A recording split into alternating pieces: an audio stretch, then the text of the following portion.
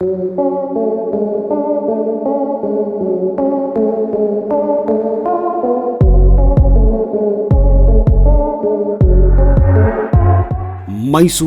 ಸ್ವರ್ಣ ಸಿಂಹಾಸನವನ್ನು ದಸರಾ ಹಬ್ಬದ ಸಂದರ್ಭದಲ್ಲಿ ಮಾತ್ರ ಸಾರ್ವಜನಿಕ ವೀಕ್ಷಣೆಗೆ ಇಡಲಾಗುತ್ತದೆ.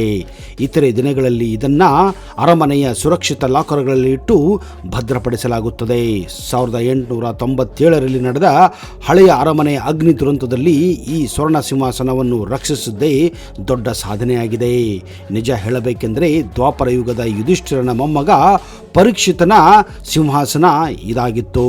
ನಿಜಕ್ಕೂ ಮೈಸೂರು ಅರಮನೆ ರತ್ನಖಚಿತ ಸಿಂಹಾಸನ ಯಾರಿಗೆ ಸಂಬಂಧಪಟ್ಟಿದ್ದು? ಯಾಕೆ ಇದು 200 ವರ್ಷಗಳ ಕಾಲ ಭೂಗತವಾಗಿತ್ತು? ಮೈಸೂರಿನ ಖಾಸಗಿ ದರ್ಬಾರ್ ಹೇಗಿರುತ್ತೆ? ಯಾರು ಇದನ್ನ ನಡೆಸಿಕೊಂಡು ಬಂದಿದ್ದಾರೆ? ಯಾಕೆ ನಡೆಸುತ್ತಾರೆ? ಇಂತಹ ಇನ್ನೂ ಅಚ್ಚರಿಯ ಮಾಹಿತಿಯನ್ನ ಈ ವಿಡಿಯೋದಲ್ಲಿ ನಿಮಗೆ ಕೊಡ್ತಾ ಇದ್ದೀನಿ. ಅದಕ್ಕಿಂತ ಮೊದಲು ನೀವು ನಮ್ಮ ಚಾನಲ್ಗೆ ಹೊಸಬರಾಗಿದ್ದರೆ ದಯವಿಟ್ಟು ಈಗಲೇ ಸಬ್ಸ್ಕ್ರೈಬ್ ಮಾಡಿ, ಜೊತೆಗೆ ಬೆಲ್ ಐಕನ್ ಕೂಡ ಪ್ರೆಸ್ ಮಾಡಿ.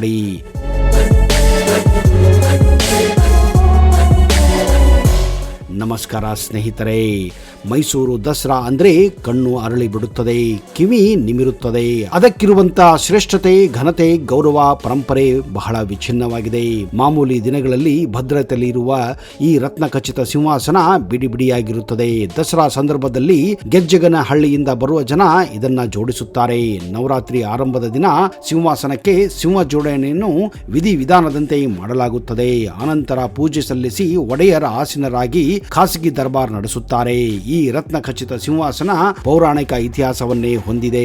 ಇದರ ಬಗ್ಗೆ ತಿಳಿಯುತ್ತಾ ಹೋದರೆ ರೋಮಗಳು ರೋಮಾಂಚನವಾಗುತ್ತವೆ. ನಿಜ ಹೇಳಬೇಕೆಂದರೆ ಇದು ಪಾಂಡವರ ಕಾಲದ ಹಸ್ತಿನಾಪುರದ ರಾಜನ ಸಿಂಹಾಸನವಾಗಿತ್ತು. ಆ ಕಾಲದಲ್ಲಿ ಕಂಪಲ ರಾಜನು ಇದನ್ನ ತಂದು ಪೆನಗೊಂಡದಲ್ಲಿ ಹೂತಿಟ್ಟಿದ್ದನು ಎಂದು ನಂಬಿಕೆ ಇದೆ. ಕ್ರಿಸ್ತಿ ಶಕ 1336ರಲ್ಲಿ ವಿಜಯನಗರ ಸಾಮ್ರಾಜ್ಯ ರಾಜಪ್ರಭುತ್ವದ ಪ್ರಾಚಾರ್ಯರಾದ ವಿದ್ಯಾರಣ್ಯರು ಸಿಂಹಾಸನವನ್ನ ಸಮಾಧಿ ಮಾಡಿದ ಸ್ಥಳವನ್ನ ವಿಜಯನಗರ ಸಾಮ್ರಾಜ್ಯದ ಸಂಸ್ಥಾಪಕರಲ್ಲಿ ಒಬ್ಬರಾದ 1ನೇ ಹರಿಹರನಿಗೆ ತೋರಿಸುತ್ತಾರೆ ಮತ್ತು ಸಿಂಹಾಸನವನ್ನ ಭೂಗರ್ಭದಿಂದ ಹೊರಗೆ ತೆಗೆಯುತ್ತಾರೆ. ಈ ಸಿಂಹಾಸನವನ್ನ ವಿಜಯನಗರ ರಾಜರು 1.5 ಶತಮಾನಕ್ಕೂ ಹೆಚ್ಚು ಕಾಲ ಆನೆಗುಂದಿಯಲ್ಲಿ ಬಳಸುತ್ತಿದ್ದರು. ತದನಂತರ 17ನೇ ಶತಮಾನದ ಆರಂಭದಲ್ಲಿ ಶ್ರೀರಂಗಪಟ್ಟಣದಲ್ಲಿ ವಿಜಯನಗರದ ರಾಜ್ಯಪಾಲರು ಸಿಂಹಾಸನವನ್ನ ಪಡೆದುಕೊಳ್ಳುತ್ತಾರೆ.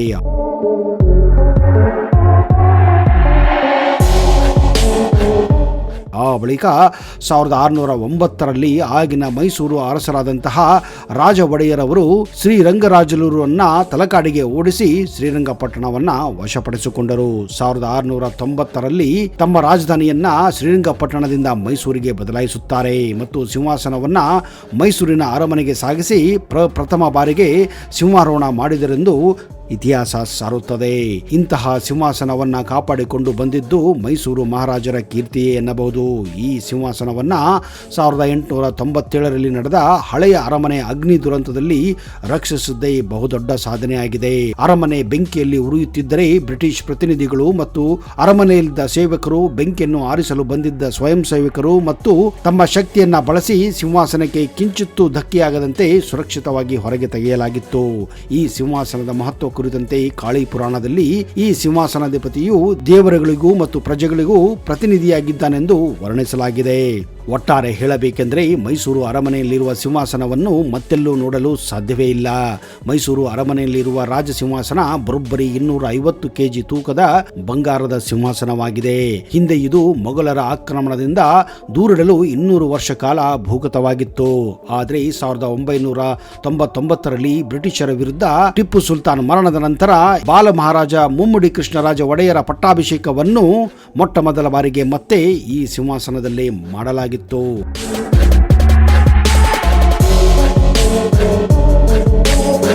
ಆ ಸಂದರ್ಭದಲ್ಲಿ ಕತ್ತಲೆ ಕೋಣೆಯಲ್ಲಿದ್ದ ಸಿಂಹಾಸನವನ್ನು ಹೊರಗೆ ತೆಗೆಯಲಾಗಿತ್ತು. ಸಿಂಹಾಸನವನ್ನ ರಿಪೇರಿ ಮಾಡಿ ರಾಜರು ಸಿಂಹಾಸನ ರೂಢರಾಗಿದ್ದರು. ಅಂದಿನಿಂದ ಈ ಪದ್ಧತಿ ನಡೆದುಕೊಂಡು ಬಂದಿದೆ. ರಾಜರ ಈ ಸಿಂಹಾಸನ ಅಂಜೂರು ಮರದಿಂದ ಮಾಡಿರುವಂತಹದು. ಹಲವಾರು ರಾಜರು ತಮ್ಮ ಕಲಾಭಿರುಚಿಗೆ ತಕ್ಕಂತೆ ಸಿಂಹಾಸನದ ಮೂಲ ಸ್ವರೂಪವನ್ನ ಬದಲಾವಣೆ ಮಾಡುತ್ತಾನೆ ಬಂದಿದ್ದಾರೆ. ಮುಮ್ಮಡಿ ಕೃಷ್ಣರಾಜ ಒಡೆಯರವರು 1912 ಮತ್ತು 1914ರಲ್ಲಿ ಸಿಂಹಾಸನದ ಸೌಂದರ್ಯ ಹಾಗೆ ಆಕರ್ಷಣೆ ಹೆಚ್ಚಿಸಲು ಸುತ್ತಲೂ ಹಲವಾರು ಮಾರ್ಪಾಡು ಮಾಡಿ ಸಿಂಹಾಸನಕ್ಕೆ ಹೊಸ ರೂಪ ನೀಡಿದ ರೂವಾರಿ ಎನಿಸಿದ್ದಾರೆ. ಮುತ್ತು, ಹವಳ, ರತ್ನ, ಪಚ್ಚೆ, ಕೆಂಪು, ನೀಲ, ವಜ್ರ ಹಾಗೂ ಇನ್ನೂ ಅನೇಕ ಕಲ್ಲುಗಳನ್ನ ಶಾಸ್ತ್ರೋಕ್ತವಾಗಿ ಸೇರಿಸಿ ಸಿಂಹಾಸನವನ್ನ ನವರತ್ನ ಖಚಿತಗೊಳಿಸಿದ್ದರು.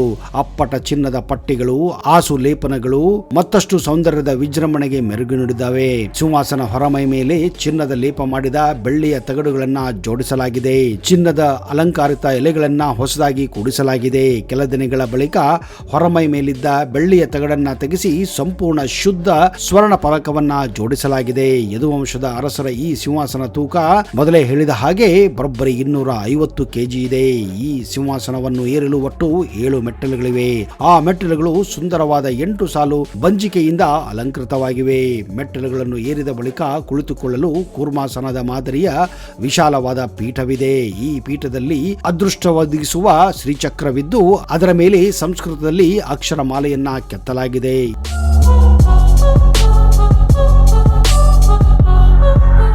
ಇನ್ನು ಪೀಠದ ವರ್ಗೋ ಬೆನ್ನಿನ ಮೇಲ್ಭಾಗದಲ್ಲಿ ಒಂದು ನಯನ ಮನೋಹರ ಸ್ವರ್ಣ ಛತ್ರವಿದೆ.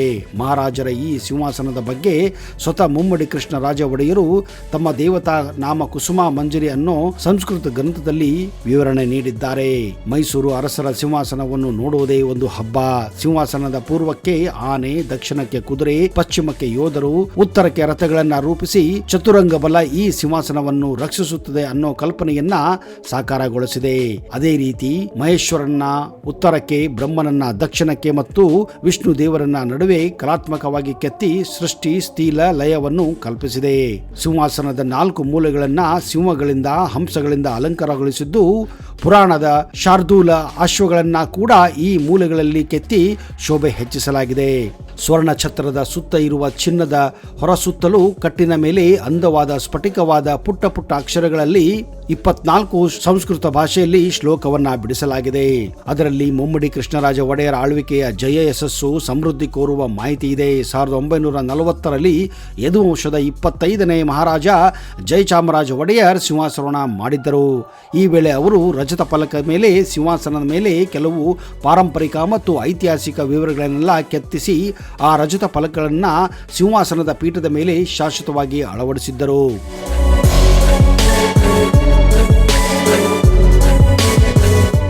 ಜಯಚಾಮರಾಜ ಒಡೆಯರ್ ಬರೆಸಿದ ಈ ನಿರೂಪಣೆ ಕನ್ನಡದಲ್ಲಿರುವುದು ವಿಶೇಷ. 1947ರಲ್ಲಿ ಪ್ರಜಾರಾಜ್ಯ ಬಂದರೂ ಜಯಚಾಮರಾಜ ಒಡೆಯರ್ ಪ್ರತಿನಿತ್ಯ ಸಿಂಹಾಸನ ಮಾಡುತ್ತಿದ್ದರು.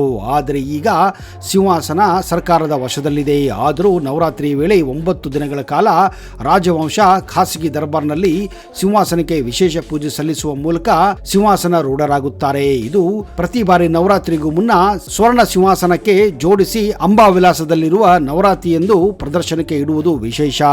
ಸಿಂಹಾಸನವನ್ನ ಜೋಡಿಸಿ ಹೋಮ ಹವನಗಳನ್ನೆಲ್ಲ ಮಾಡಲಾಗುತ್ತದೆ. ಈ ಮೂಲಕ ಅದಕ್ಕೆ ದೈವಿ ಶಕ್ತಿಯನ್ನೆಲ್ಲ ಆಹ್ವಾನ ಮಾಡಲಾಗುತ್ತದೆ. ಆಗ ಮಾತ್ರ ಮಹಾರಾಜರು ಸ್ವರ್ಣಾಸನದ ಮೇಲೆ ಕುಳಿತುಕೊಳ್ಳಬಹುದಾಗಿದೆ. ಸಿಂಹಾಸನದ ಮೇಲೆ ಕುಳಿತು ಮೈಸೂರು ಮಹಾರಾಜರು ಖಾಸಗಿ ದರ್ಬಾರ್ ಮಾಡುತ್ತಾರೆ. ಕೇವಲ ನವರಾತ್ರಿಯ ಸಂದರ್ಭದಲ್ಲಿ ಮಾತ್ರ ಸಾರ್ವಜನಿಕ ವೀಕ್ಷಣೆಗೆ ಇದು ಸಿಗುತ್ತದೆ. ರತ್ನ ಖಚಿತ ಸಿಂಹಾಸನವನ್ನು ನವರಾತ್ರಿ ಬಳಿಕ ಅರಮನೆಯ ರಹಸ್ಯ ಕೋಣೆಯೊಂದರಲ್ಲಿ ಮತ್ತೆ ಇದನ್ನ ಸಾಗಿಸಲಾಗುತ್ತದೆ. ಒಮ್ಮೆ ಇಟ್ಟ ಸಿಂಹಾಸನದ ಬಾಗಿಲು ತೆಗೆಯುವುದು ಮತ್ತೆ ಮುಂದಿನ ವರ್ಷದ ನವರಾತ್ರಿ ಉತ್ಸವಕ್ಕೆ.